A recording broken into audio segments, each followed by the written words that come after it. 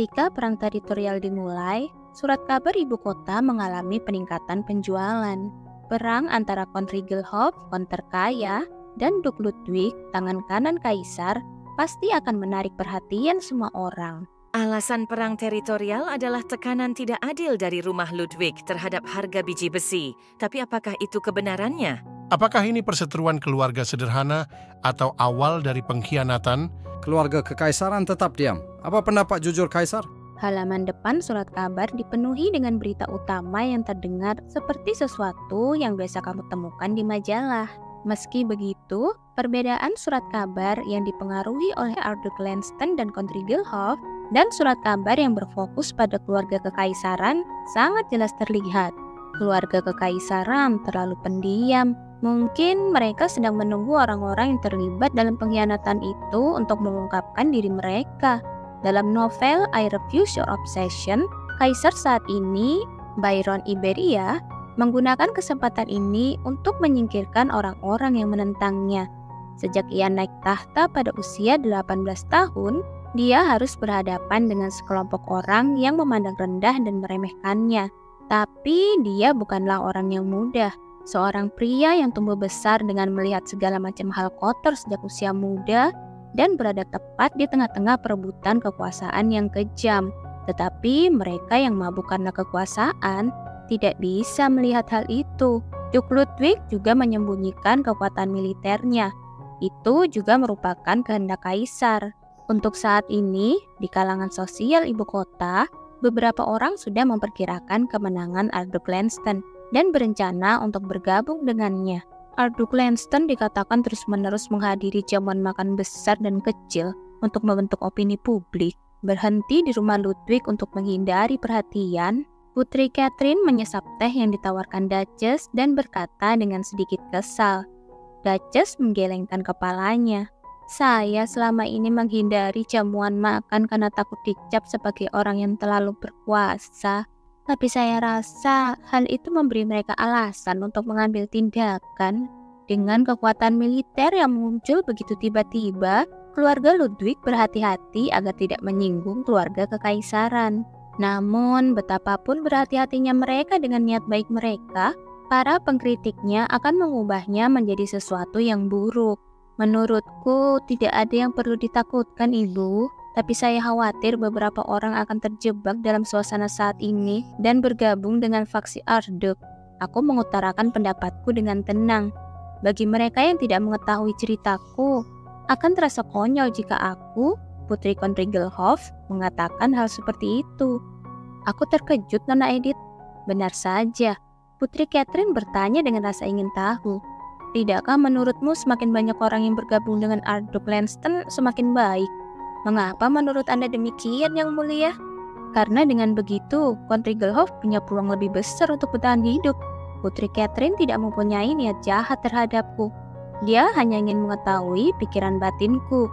Tentu saja, aku sudah lama mengambil keputusan. Bahkan jika keluarga Regelhof menang, aku adalah pengkhianat mereka. Namun tidak di mata orang lain. Ketika perang usai, semua orang akan tahu bahwa aku telah sepenuhnya memisahkan diri dari keluarga Regelhof. Tetapi mereka yang mengkritikku akan menemukan cara untuk melakukannya. Sudah pasti keluarga Ludwig akan menang. Dan jika aku merasa sedikit kasihan pada keluarga Regelhof, mereka akan menuduhku sebagai pengkhianat. Dan jika aku bersuka cita, mereka akan menuduhku sebagai wanita jalang beracun yang menelantarkan keluargaku. Jika aku difitnah dengan satu atau lain cara, aku lebih memilih yang terakhir. Aku ingin melihat kejatuhan orang-orang yang menganiayaku. Yang Mulia, orang tidak hanya memiliki satu posisi. Bahkan Anda, Yang Mulia, mungkin mendapati bahwa posisi Anda sebagai putri dan posisi Anda sebagai istri seseorang akan bertentangan satu sama lain. Menurut Anda, apa yang harus Anda lakukan? Ya, aku harus memprioritaskan yang lebih penting. Siapa yang memutuskan mana yang lebih penting? Ayahku, dan dia disebut sebagai putri yang egois. Tetapi pada saat-saat seperti inilah aku menyadari bahwa dia masih terjebak dalam batasan pendidikan tradisional. Aku menggelengkan kepala dan berkata, bagaimana jika nyawa Anda yang dipertaruhkan? Masih bisakah Anda memaafkan diri sendiri karena mendengarkan orang lain? Bagaimanapun, itu adalah pilihan Anda. Saya juga telah menentukan pilihan saya.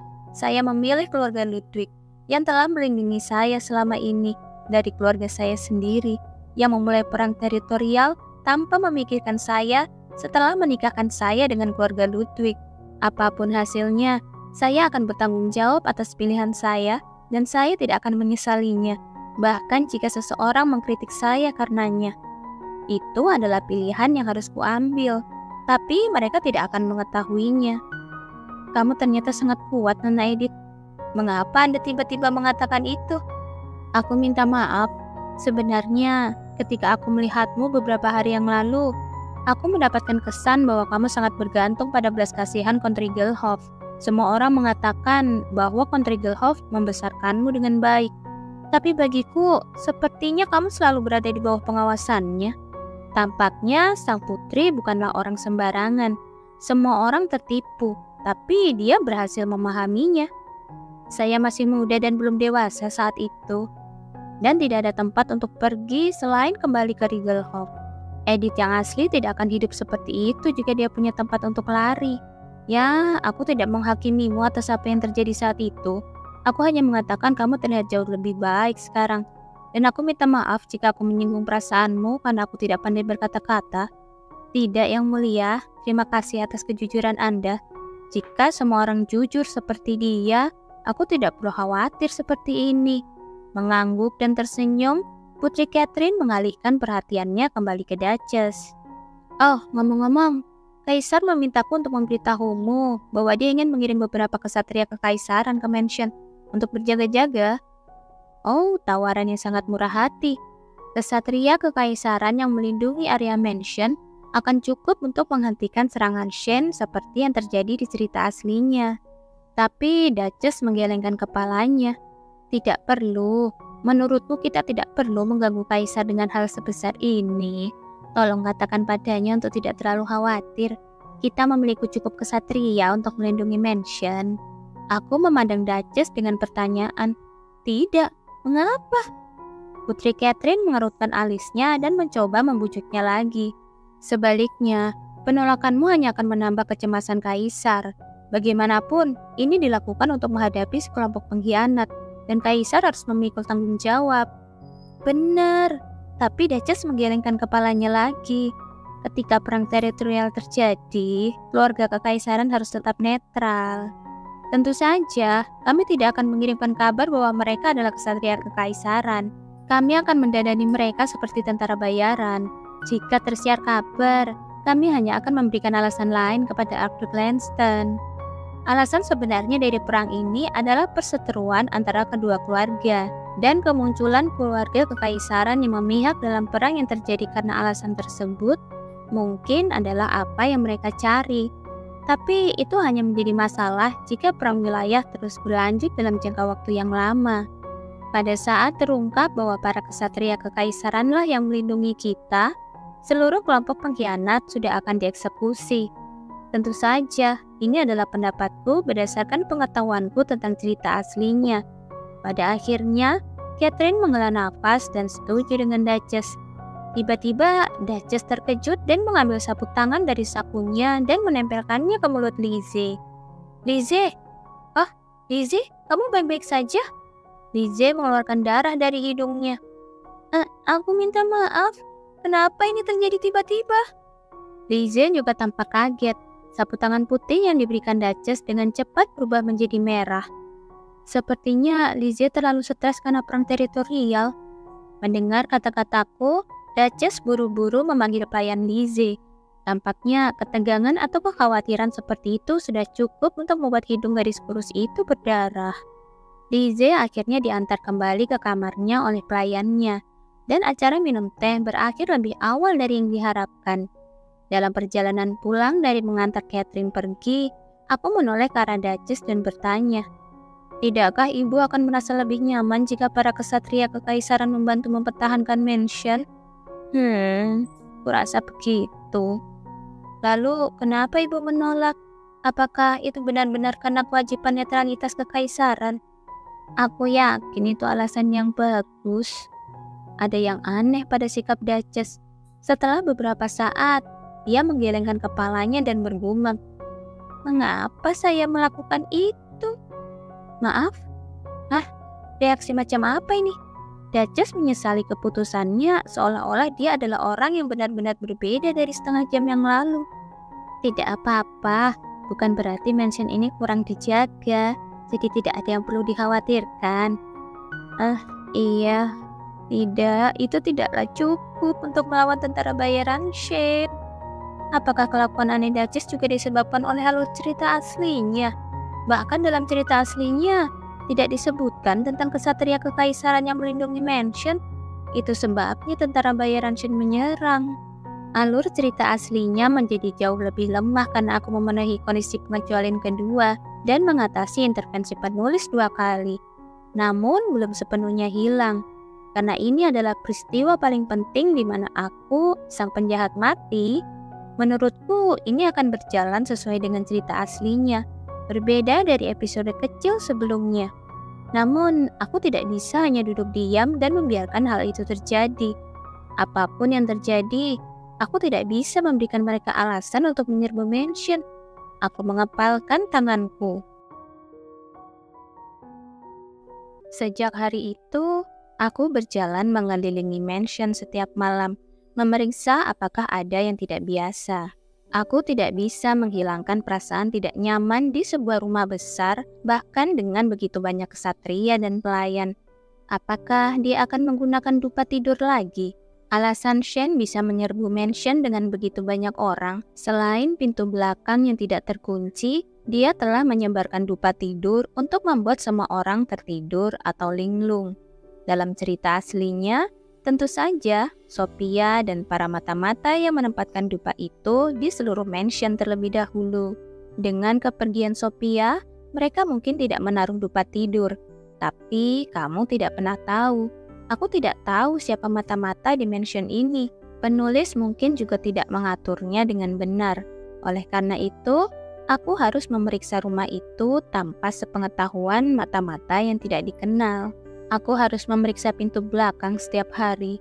Aku tidak tahu apakah aliran asli yang tidak dapat menggunakanku mungkin menggunakan mata-mata untuk memasang perangkat anti-lock di pintu belakang.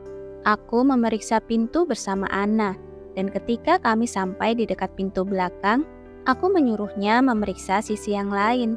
Jika memang ada perangkat aneh, akan sulit bagiku jika dia bertanya bagaimana aku mengetahuinya. Tapi kemudian aku bertemu dengan orang yang paling tidak diinginkan. Apa yang dia lakukan? Lizzie sedang berdiri di dekat kenop pintu belakang. Merasakan kehadiranku, dia berbalik, tampak terkejut. "Edith? Lizzie, apa yang kamu lakukan di sini?" "Hanya memeriksa kunci pintu." "Apa yang kamu lakukan jam segini, Edith?" "Aku juga hendak memeriksa kunci pintu. Kita tampaknya sangat khawatir ya." Aku tertawa datar. Aku sedikit terkejut melihat Lizzie di tempat Edith asli memasang anti-lock. Tapi dia bilang dia hanya memeriksa kunci pintu. Apakah ini yang mereka sebut kaki pencuri mati rasa? Yaitu keadaan di mana seseorang otomatis merasa tidak tenang karena telah berbuat jahat, khawatir orang lain mengetahuinya. Aku menghampiri Lizzie, mengunci pintu belakang, meraih kenop pintu, dan menggoyangkannya beberapa kali. Pintunya tetap terkunci dengan aman. Sepertinya semuanya baik-baik saja di sini. Aku dan Anna sudah memeriksa lorong timur. Sekarang kita menuju lorong barat. Aku sudah memeriksa lorong barat. Kalau begitu, kamu bisa memeriksa lorong timur, dan aku akan memeriksa lorong barat, karena akan lebih akurat jika kita melakukannya 2 kali. Aku rasa begitu. Aku melambai pada Lizzie yang masih pucat, lalu berjalan bersama Anna menuju lorong barat. Tidak akan terjadi apa-apa, tidak akan terjadi apa-apa. Aku mengulangi kata-kata itu seolah-olah itu adalah mantra. Aku menolak peringatan terakhir keluarga Rigelhoff untuk bekerja sama dengan mereka. Dan aku tidak akan memasang perangkat aneh apapun di pintu belakang. Setiap hari, aku memeriksa setiap sudut mansion untuk memastikan tidak ada dupa tidur. Sudah seminggu sejak aku memeriksa pintu belakang mansion setiap malam. Aku terus berkata pada diriku sendiri bahwa semuanya akan baik-baik saja. Seperti biasa, aku memeriksa pintu belakang, sementara Anna memeriksa lorong menuju gudang. Pintu belakang yang biasanya terkunci dengan bunyi klik yang kuat mengeluarkan suara berderit, memberiku perasaan bahwa pintu itu tidak terkunci dengan benar. Mustahil. Jantungku tiba-tiba mulai berdetak kencang. Aku membuka pintu belakang dan melihat Anna belum keluar dari lorong sisi gudang dan meraba-raba di dalam lubang untuk mencari kunci. Aku menyentuh sesuatu yang persegi dan teksturnya asing. Tidak, itu tidak mungkin. Meskipun aku tahu itu tidak mungkin, aku mengeluarkan sesuatu itu dengan kuku jariku, memasukkannya ke dalam saku, dan menutup pintu belakang lagi. Pintu belakang terkunci rapat dengan suara yang sama seperti biasanya. Aku merasakan hawa dingin merambat di punggungku, dan punggungku terasa lembab karena keringat dingin. Nona? Kupikir itu Anna, tapi salah satu pelayan yang membawa cucian menatapku dengan aneh. Apa yang Anda lakukan di sini? Aku memeriksa kunci pintu setiap malam. Apakah kamu masih bekerja padahal hari sudah larut? Oh, tidak. Ini hanya cucian pribadi saya. Begitu. Sudah larut. Masuklah ke dalam dan istirahatlah. Baiklah kalau begitu. Pelayan itu membungkuk padaku dan menghilang ke dalam kegelapan. Nona? Kamu kembali? Saat aku hendak mengambil napas, aku tergagap. Dikejutkan oleh suara Anna yang memanggilku. Aku takut dia akan menganggapku aneh. Namun dia tidak mengatakan apapun dan kami kembali untuk memeriksa kunci pintu. Kenapa aku harus mendapat masalah karena sesuatu yang tidak kulakukan? Untung sekarang gelap, karena kalau siang hari kulitku akan terlihat pucat. Wajahku pasti dipenuhi keringat dingin sekarang, tapi aku tidak bisa menahannya. Perangkat yang dipasang Edith asli di pintu belakang kini ada di sakuku. Jika aku tidak membuangnya, aku mungkin akan dituduh lagi. Aku terus membayangkan seseorang memeriksa pakaianku, menemukan alat itu, dan menuduhku sebagai mata-mata keluarga Rigelhoff. Ini cukup membuat trauma. Menelan keras, aku memeriksa kunci pintu lagi dan bergegas kembali ke tempat tidur dengan alasan aku lelah. Siapa yang melakukan itu? Orang pertama yang terlintas dalam pikiran adalah mata-mata keluarga Rigelhoff yang pasti ada di mansion. Orang yang mungkin bertanggung jawab atas beberapa insiden yang belum terselesaikan. Tidak peduli seberapa banyak aku mencari ingatan Edith, aku tidak tahu siapa orang itu. Kon Rigelhoff tidak cukup mempercayai Edith untuk membiarkannya pergi sendirian ke sarang musuh. Jadi dia bahkan tidak memberitahunya siapa mata-mata itu. Aku tidak tahu siapa mata-mata itu, tapi dia pasti sama kompetennya dengan Sophia agar bisa lolos dari perhatian sejauh ini. Saat suara langkah Anna di luar kamar memudar, aku mengeluarkan perangkat yang kusembunyikan di bawah bantal dan memeriksanya. Sulit untuk melihat dalam cahaya kecil dari lampu samping tempat tidur, tapi itu adalah perangkat sederhana dengan pegas di tengahnya. Bagaimana cara membuang ini? Menyimpannya hanya akan membuktikan bahwa aku adalah mata-mata. Tapi ini terbuat dari logam, jadi tidak akan terbakar. Dan jika aku membuangnya, akan menimbulkan kecurigaan. Besok aku akan berjalan-jalan di taman dan meninggalkannya di suatu tempat. Bahkan setelah aku memikirkan hal itu, segala macam pikiran buruk mulai muncul satu demi satu. Tiba-tiba, gambaran penulis yang menatapku dengan senyuman jahat muncul di benakku. Betapa menyenangkannya melihatku gemetar dan terjebak dalam jerat. Seketika amarahku berkobar. Apa salahku? Apa yang kulakukan di kehidupanku sebelumnya hingga pantas menerima ini? Semakin aku memikirkannya, amarahku semakin memuncak. Ada kalanya aku mengira reinkarnasi ini adalah sebuah keberuntungan. Namun sekarang yang terpikir olehku hanyalah aku telah ditangkap oleh dewa jahat. Sekarang gambaran seorang anak yang sedang menjebak seekor semut di labirin, memandangnya dari atas dan menikmatinya, muncul di benakku. Dasar, apakah kamu pikir aku akan menuruti keinginanmu? Daripada membiarkan kecemasan menguasai diriku, aku memutuskan untuk lebih proaktif. Jika mata-mata berhasil memasang perangkat ini, kemungkinan besar mereka menyembunyikan dupa tidur di suatu tempat di rumah besar ini. Aku harus menemukannya. Aku memutuskan untuk mulai menjelajahi mansion keesokan harinya. Tidak mungkin aku membiarkan Shen menggerebek rumah ini.